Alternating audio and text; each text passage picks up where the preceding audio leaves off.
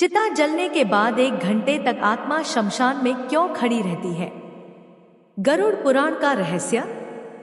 जय श्री कृष्ण मित्रों, जब किसी इंसान की मृत्यु होती है तो उसके घर के बाहर भीड़ लग जाती है। रिश्तेदार जमा हो जाते हैं, रोना धोना मच जाता है और फिर एक अंतिम यात्रा निकलती है। श्मशान घाट की तरफ राम नाम सत्य है के नारे लगते हैं और उस शरीर को जिसे कल तक मखमल के गद्दों पर नींद नहीं आती थी, उसे लकड़ियों के ढेर पर लिटा दिया जाता है। आग लगा दी जाती है और जब वह शरीर धू धू करके जलने लगता है तो धीरे धीरे सारे रिश्तेदार, सारे दोस्त और परिवार वाले वहां से जाने लगते हैं। वो पीछे मुड़कर भी नहीं देखते, यह सोचकर कि अब सब खत्म हो गया। लेकिन क्या सच में सब खत्म हो गया है? यहीं से शुरू होता है वह भयानक और रोंगटे खड़े कर देने वाला सच, जिसके बारे में गरुड़ पुराण के प्रेत खंड में विस्तार से लिखा गया है। जब श्मशान में आखिरी आदमी भी चला जाता है, जब चिता की आग बुझने लगती है और सिर्फ गर्म राख और सन्नाटा बचता है, तब वहां एक शख्स खड़ा रह जाता है। वो कोई इंसान नहीं होता, वह उसी मृतक की आत्मा होती है जो अपनी ही राख के पास खड़ी होकर उस मंजर को देख रही होती है। जरा सोचिए, वह आत्मा जो कुछ घंटे पहले तक उस शरीर के अंदर थी, जो उस शरीर को अपना मानती थी, आज वह उस शरीर को राख के ढेर में बदला हुआ देख रही है। उसे विश्वास नहीं होता कि जिस शरीर को उसने पूरी जिंदगी संवारा, खिलाया पिलाया और सुरक्षित रखा, जिस चेहरे को आईने में देखकर उसे गुरूर होता था, वह अब एक मुट्ठी राख बन चुका है। गरुड़ पुराण कहता है कि दाह संस्कार के ठीक बाद का 1 घंटा आत्मा के लिए सबसे ज्यादा कष्टदायी, डरावना और भारी होता है। यह वह समय होता है जब आत्मा को पहली बार यह एहसास होता है कि वह अब इस भौतिक दुनिया का हिस्सा नहीं रही। इस 1 घंटे में श्मशान की उस भयानक खामोशी में आत्मा के साथ क्या क्या घटता है, उसे क्या दिखाई देता है और वह वहां से तुरंत यमलोक क्यों नहीं जाती?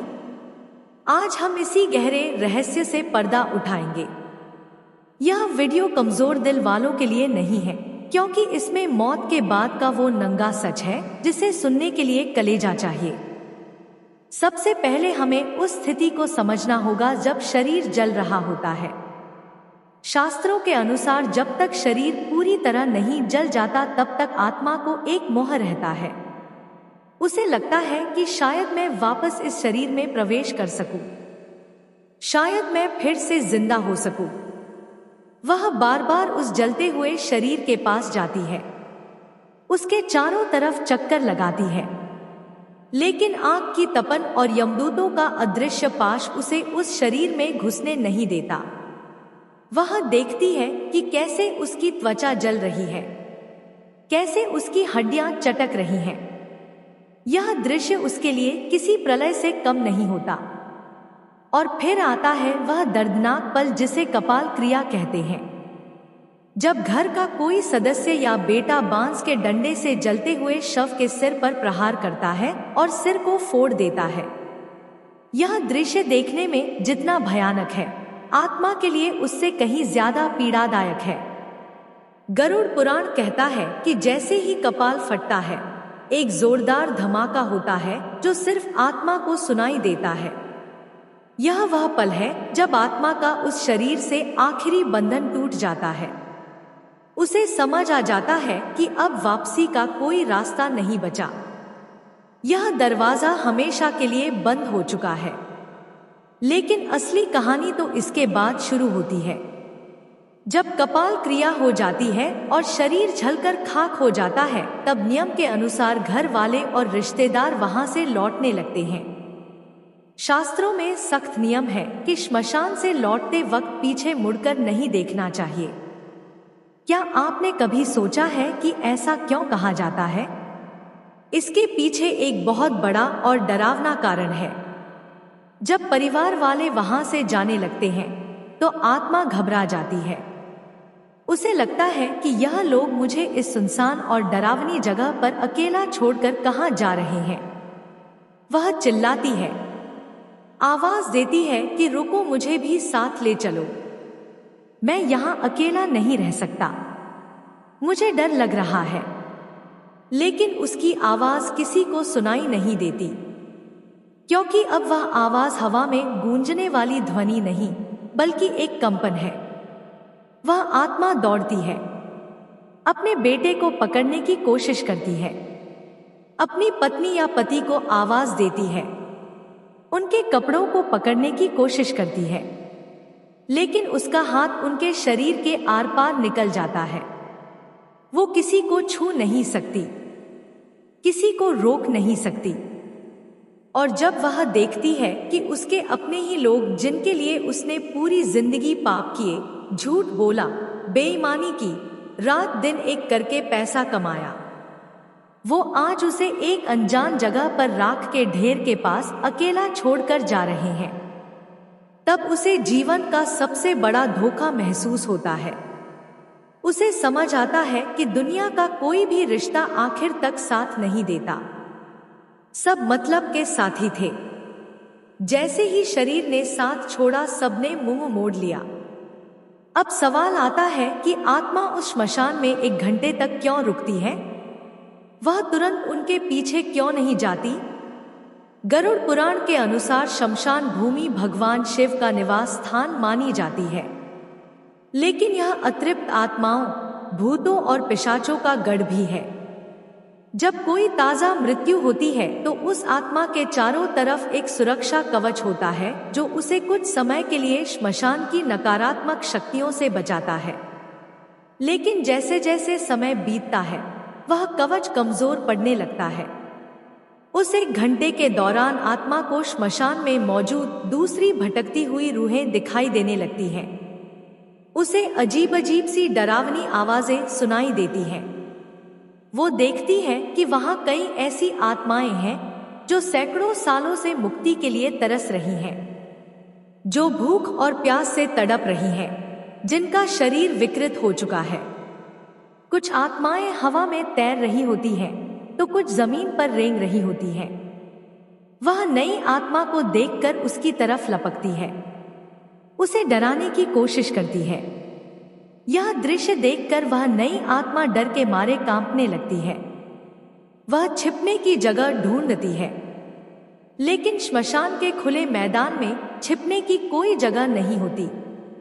उसे अपनी गलतियों का, अपने पापों का पछतावा होने लगता है।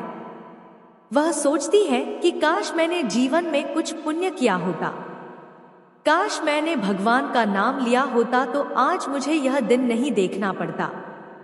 गरुड़ पुराण कहता है कि उस 1 घंटे में आत्मा को यमदूत तुरंत नहीं पकड़ते, वह उसे छोड़ देते हैं ताकि वह अपनी आंखों से देख सके कि जिस शरीर और जिस संसार पर उसे इतना घमंड था, उसकी असली औकात क्या है। यह श्मशान वैराग्य का क्षण होता है, आत्मा को यह एहसास दिलाने के लिए कि तूने क्या खोया है और क्या पाया है, उसे वहां रुकना पड़ता है। उस समय आत्मा को एक बहुत ही विचित्र अनुभव होता है। उसे समय का ज्ञान नहीं रहता।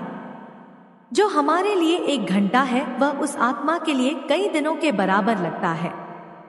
उस अकेलेपन में, उस सन्नाटे में उसे अपने जीवन की रील दिखाई देने लगती है। गरुड़ पुराण इसे जीवन समीक्षा या लाइफ रिव्यू कहता है।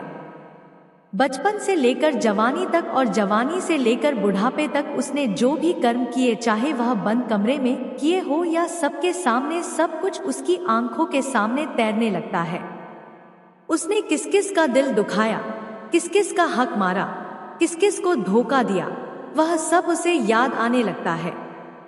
और सबसे बड़ी बात, उसे यह भी दिखाई देता है कि उसके उन कर्मों का दूसरों पर क्या असर पड़ा। अगर उसने किसी गरीब की मजदूरी मारी थी तो उसे उस गरीब के बच्चे भूख से रोते हुए दिखाई देते हैं। अगर उसने किसी जानवर को पत्थर मारा था तो उसे उस जानवर का दर्द महसूस होता है। यह मानसिक पीड़ा शारीरिक पीड़ा से कई गुना ज्यादा होती है। आत्मा चीखती है, रोती है, लेकिन वहां उसके आंसू पोंछने वाला कोई नहीं होता। वहां सिर्फ हवा की सनसनाहट होती है और दूर कहीं कुत्तों के रोने की आवाज। यह वह समय है जब इंसान को अपनी असलियत का पता चलता है। उसे समझ आता है कि जिन पर प्रतिष्ठा और पैसों का उसे इतना घमंड था, वो सब तो श्मशान के गेट के बाहर ही छूट गए। अंदर तो सिर्फ वह और उसके कर्म ही आए हैं। श्मशान की उस भूमि पर खड़े होकर आत्मा देखती है कि उसके शरीर की राख अब ठंडी हो रही है। वो उस राख को छूने की कोशिश करती है। उसे याद आता है कि इसी शरीर पर वह महंगे कपड़े पहनती थी, इसे इत्र से महकाती थी, लेकिन आज यह राख हवा में उड़ रही है और कोई इसे समेटने वाला भी नहीं है। यह शून्यता उसे तोड़ देती है। लेकिन कहानी यहीं खत्म नहीं होती। जब वह 1 घंटा बीत जाता है और परिवार वाले घर की तरफ काफी आगे निकल चुके होते हैं, तब आत्मा का मोह फिर से जागता है। वह डरती है, घबराती है और भागते हुए अपने परिवार के पीछे जाती है। वह देखती है कि उसके बेटे और भाई बातें करते हुए जा रहे हैं। वह उनकी बातें सुनने की कोशिश करती है। कई बार उसे यह सुनकर धक्का लगता है कि वे लोग उसके जाने का दुख मनाने के बजाय उसके बैंक खाते और जायदाद की बातें कर रहे हैं। वे चर्चा कर रहे होते हैं कि अब दुकान कौन संभालेगा, मकान का बंटवारा कैसे होगा। यह सुनकर आत्मा को ऐसा लगता है जैसे किसी ने खंजर घोंप दिया हो। वह चिल्लाती है, अरे मूर्खों, मैं अभी गया भी नहीं और तुम लोगों ने बंटवारा शुरू कर दिया। लेकिन उसकी आवाज उन तक नहीं पहुंचती। इसीलिए कहा जाता है कि घर में प्रवेश करने से पहले लोहे को छूना चाहिए, आग को छूना चाहिए या नियम की पत्ती चबानी चाहिए। यह सब इसलिए किया जाता है ताकि अगर वह आत्मा मोहवश आपके पीछे पीछे घर तक आ गई है तो वह घर के अंदर प्रवेश ना कर सके। क्योंकि अगर मृत्यु के तुरंत बाद आत्मा घर में प्रवेश कर जाए और उसे मुक्ति ना मिले तो वह घर में प्रेत बनकर रहने लगती है। गरुड़ पुराण में लिखा है कि आत्मा को प्यास लगती है, बहुत तेज प्यास। दाह संस्कार की गर्मी से उसका सूक्ष्म शरीर जल रहा होता है। वो पानी मांगती है। वो अपने घर के मटों के पास जाती है। वो अपने रिश्तेदारों के पास जाती है जो पानी पी रहे होते हैं, लेकिन वह पानी पी नहीं सकती। उसकी गर्दन, जिसे गरुड़ पुराण में सुई की नोक जैसा बताया गया है, इतनी पतली हो जाती है कि वह पानी की एक बूंद भी निगल नहीं पाती। यह सजा है उस मोह की जो उसने जीवन भर पाला था। उसे भूख लगती है। वह अपने घर की रसोई में जाती है जहां उसका मनपसंद खाना बनता था, लेकिन वह उसे खा नहीं सकती। वह सिर्फ उसकी खुशबू ले सकती है। यह बेबसी उसे तोड़ कर रख देती है। उस 1 घंटे के बाद जब आत्मा अपने घर पहुंचती है तो वह वहां का नजारा देखती है। वह देखती है कि लोग उसकी फोटो पर माला चढ़ा रहे हैं। कुछ लोग उसके जाने का दुख मना रहे हैं तो कुछ लोग उसकी संपत्ति, उसके पैसे और उसके बंटवारे की बातें कर रहे हैं। यह देखकर आत्मा को गहरा आघात लगता है। उसे समझ आता है कि मेरे जाने के बाद भी दुनिया वैसी ही चल रही है। किसी के रुकने से कुछ नहीं रुकता। जिन पैसों के लिए उसने भाई से लड़ाई की, जिन गहनों के लिए उसने दूसरों का दिल दुखाया, आज वह सब यहीं धरे रह गए हैं और वह खाली हाथ, नंगा और बेबस खड़ा है। उसे अपने ही घर में बेगानापन महसूस होता है। वो अपनी ही कुर्सी पर बैठना चाहता है लेकिन बैठ नहीं पाता। वो अपने बच्चों के सिर पर हाथ रखना चाहता है लेकिन रख नहीं पाता। वह अपनी पत्नी को रोते हुए देखता है और उसे चुप कराने की कोशिश करता है, लेकिन वह उसे महसूस नहीं कर पाती। यह असमर्थता आत्मा को पागल कर देती है। वह बार बार दीवार से टकराती है, आईने में खुद को देखने की कोशिश करती है, लेकिन वहां कोई प्रतिबिंब नहीं होता। गरुड़ पुराण यह भी बताता है कि मृत्यु के बाद आत्मा की याददाश्त, जिसे हम स्मृति कहते हैं, बहुत तेज हो जाती है। उसे अपने बचपन से लेकर बुढ़ापे तक का एक एक पल याद आने लगता है। उसने कब किससे झूठ बोला, कब किस गरीब को सताया, कब किस जानवर को मारा, उसे सब कुछ एक फिल्म की तरह दिखाई देने लगता है। उस वक्त उसे जो पछतावा होता है, उसकी आग चिता की आग से भी ज्यादा तेज होती है।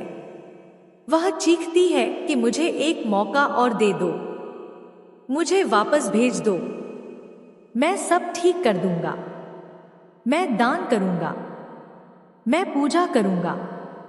लेकिन समय का पहिया उल्टा नहीं घूमता।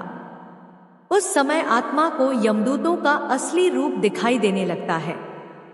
जो यमदूत पहले उसे सिर्फ परछाई जैसे लग रहे थे, अब वह स्पष्ट होने लगते हैं। पापी आत्मा के लिए उनका रूप अत्यंत भयानक होता है। उनकी आंखें लाल अंगारों जैसी होती हैं, बाल बिखरे हुए होते हैं, दांत बाहर निकले होते हैं और हाथ में काला पाश होता है। वे आपस में बात करते हैं कि इस पापी को किस नरक में ले जाना है। उनकी बातें सुनकर आत्मा थर-थर कांपने लगती है।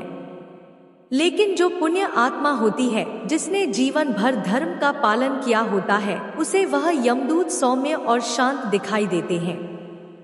वे उससे आदर से बात करते हैं और उसे सांत्वना देते हैं।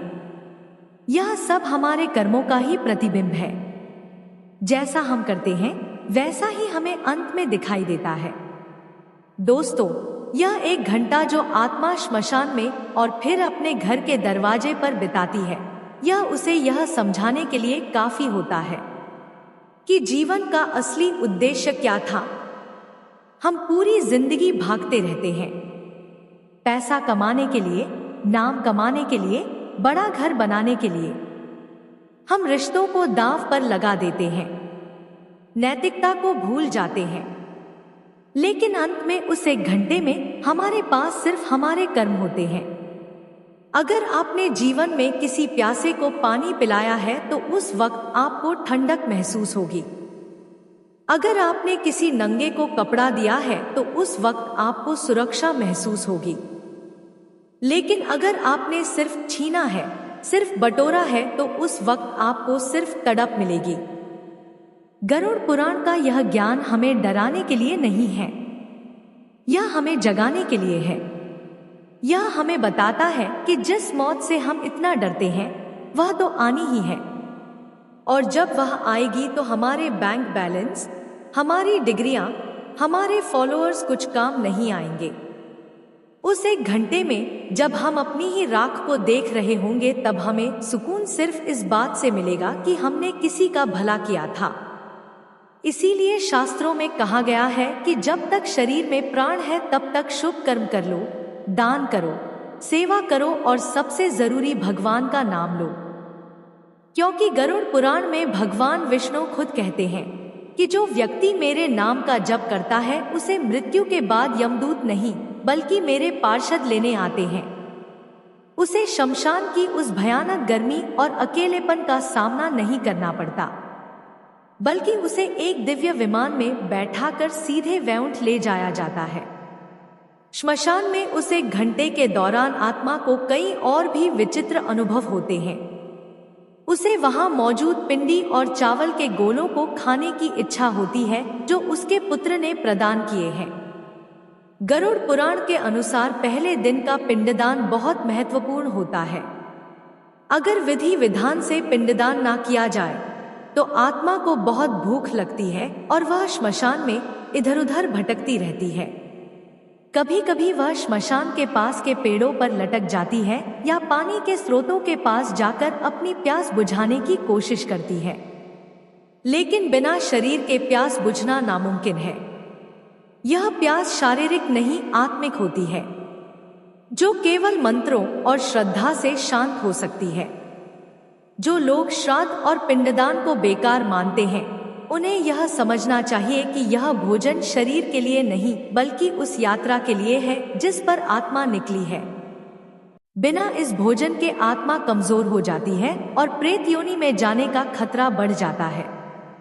एक और बात जो गरुड़ पुराण बताता है वो यह है कि उस समय आत्मा को अपने पूर्वज भी दिखाई दे सकते हैं। अगर उसके कर्म अच्छे रहे हैं तो उसके दादा परदादा जो पितृक में हैं, उसे लेने के लिए या उसे ढंढस बंधाने के लिए वहां सूक्ष्म रूप में आ सकते हैं। वे उसे कहते हैं कि डरो मत, हम तुम्हारे साथ हैं। यह मिलन आत्मा को बहुत शांति देता है। लेकिन अगर कर्म बुरे हैं तो उसे वहां सिर्फ अंधेरा और डरावनी आकृतियां ही दिखाई देती हैं। वह मदद के लिए पुकारता है लेकिन कोई नहीं आता। यह अकेलापन ही नरक की पहली सीढ़ी है। हमें यह समझना होगा कि हमारा शरीर 5 तत्वों से बना है: मिट्टी, पानी, आग, हवा और आकाश। जब शरीर जलता है तो यह 5 तत्व वापस प्रकृति में मिल जाते हैं। लेकिन आत्मा जो इन तत्वों से परे है वह वहीं रह जाती है। उसका सूक्ष्म शरीर, जिसे हम यातना शरीर भी कहते हैं, वो बना रहता है। इसी शरीर के माध्यम से वो सुख और दुख महसूस करती है। चिता की आग उसे जला नहीं सकती, लेकिन उसके कर्मों की आग उसे अंदर तक झुलसा देती है। आज की भागदौड़ भरी जिंदगी में हम इन बातों को अंधविश्वास मानकर नकार देते हैं। हम सोचते हैं कि मरने के बाद किसने देखा है, क्या होता है। विज्ञान सबूत मांगता है, लेकिन हमारे आर्ष मुनियों ने अपनी दिव्य दृष्टि से इन लोकों को देखा है और गरुड़ पुराण के रूप में हमें यह नक्शा दिया है ताकि हम रास्ता ना भटके। यह एक गाइड बुक है, एक मैनुअल है जो हमें बताती है कि इस जीवन के बाद की यात्रा कैसे करनी है। अगर हम इसे नजरअंदाज करेंगे तो नुकसान हमारा ही है।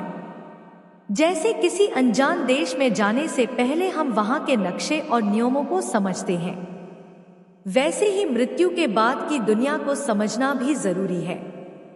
गरुड़ पुराण में यह भी बताया गया है कि जिन लोगों की अकाल मृत्यु होती है, यानी जो समय से पहले दुर्घटना, आत्महत्या, हत्या या किसी महामारी के कारण मर जाते हैं, उनकी स्थिति उस 1 घंटे में और भी ज्यादा दर्दनाक होती है। उन्हें समझ ही नहीं आता कि उनके साथ क्या हुआ। वह अपनी कटी फटी या जली हुई देह को देखकर और भी ज्यादा डर जाते हैं। उनका मोह और भी ज्यादा गहरा होता है क्योंकि उनकी इच्छाएं अभी अधूरी होती हैं। उनका जीवन चक्र पूरा नहीं हुआ होता। ऐसे में उनके लिए पिंडदान, तर्पण और नारायण बलि जैसी पूजा और भी ज्यादा जरूरी हो जाती है। अगर आपके परिवार में या जान पहचान में किसी की ऐसी मृत्यु हुई हो तो उनके नाम से विशेष पूजा या दान जरूर करना चाहिए, ताकि उस 1 घंटे की तड़प से उन्हें थोड़ी राहत मिल सके और वे प्रेत योनि में ना भटके। तो दोस्तों, आज रात जब आप सोने जाएं तो एक बार सोचिएगा जरूर कि अगर कल मेरी आंख ना खुले और मैं उस श्मशान में अपनी राख के पास खड़ा रहूं तो मेरे पास खुश होने के लिए क्या होगा। क्या मेरे पास कोई ऐसा कर्म है जिसे देखकर मैं कह सकूं कि हाँ, मेरा जीवन सफल था। अगर जवाब ना है तो अभी भी देर नहीं हुई है। सांसें चल रही हैं, मतलब मौका बाकी है। आज से ही, अभी से ही अपने जीवन की दिशा बदल दीजिए। नफरत छोड़िए, प्रेम बांटिए, लालच छोड़िए, दान कीजिए और अहंकार छोड़िए, भक्ति कीजिए। अपने माता पिता की सेवा कीजिए, क्योंकि गरुड़ पुराण कहता है कि जो अपने माता पिता को दुख देता है उसे यमलोक के मार्ग में आग पर चलना पड़ता है। जो पराई स्त्री पर बुरी नजर डालता है उसकी आंखों में लोहे की सलाखें डाली जाती हैं। जो धोखे से धन कमाता है उसे वहां सांप बिच्छुओं के बीच रहना पड़ता है। यह सब रूपक नहीं है, यह वह सच है जिनका सामना हमें करना है, क्योंकि अंत में उस 1 घंटे में सिर्फ यही काम आएगा। बाकी सब यही का यही राख के ढेर में मिल जाएगा। आपके बड़े मकान, आपकी गाड़ियां, आपके गहने सब दूसरे लोग ले लेंगे। आपका शरीर भी आपसे छीन लिया जाएगा। आपके पास बचेगा तो केवल आपका स्वभाव और आपके कर्म। अगर आज की यह जानकारी, यह सत्य आपके दिल तक पहुंचा हो तो इसे केवल एक वीडियो समझकर मत भूल जाइएगा। यह एक चेतावनी है, एक संकेत है। इसे अपने जीवन में उतारिए। और अगर आप चाहते हैं कि आपके पूर्वजों को आपके पितरों को शांति मिले तो कमेंट में पूरी श्रद्धा के साथ ओम नमो नारायण या ओम शांति जरूर लिखें। यह छोटा सा मंत्र उन भटकती आत्माओं तक एक सकारात्मक ऊर्जा पहुंचा सकता है और इस सत्य को अपने दोस्तों और परिवार के साथ जरूर बांटें ताकि वह भी इस अज्ञान की नींद से जाग सके। याद रखिए, मौत अंतिम सच है, लेकिन कर्म मौत से भी बड़ा सच है। हम अक्सर मौत से डरते हैं, लेकिन हमें डरना चाहिए उस जीवन से जो हमने व्यर्थ गंवा दिया। हमें डरना चाहिए उन आंसुओं से जो हमारी वजह से किसी की आंखों में आए। हमें डरना चाहिए उस विश्वास से जो हमने तोड़ा, क्योंकि यही वह चीजें हैं जो श्मशान में हमारे सामने खड़ी होंगी। अंत में मैं बस इतना कहना चाहूंगा कि जीवन एक सराय है। हम सब यहाँ मुसाफिर हैं। कोई जल्दी चला जाएगा, कोई देर से, लेकिन जाना सबको उसी श्मशान में है, उसी राख में मिलना है। तो क्यों ना हम इस सफर को इतना खूबसूरत बनाएं कि जब हम जाएं तो लोग हमारे लिए रोएं, ना कि हमारी बुराई करें। क्यों ना हम इतने पुण्य कमा लें कि जब हम उस श्मशान में अकेले खड़े हो तो हमें डर ना लगे, बल्कि एक संतोष हो कि मैंने अपना जीवन सही तरीके से जिया, और जब यमदूत आए तो हम मुस्कुराते हुए उनके साथ चल पड़े एक नई और बेहतर यात्रा की ओर। आपको हमारी वीडियो पसंद आई हो तो हमारे चैनल को लाइक और सब्सक्राइब करें। कमेंट बॉक्स में जय श्री कृष्ण अवश्य लिखें।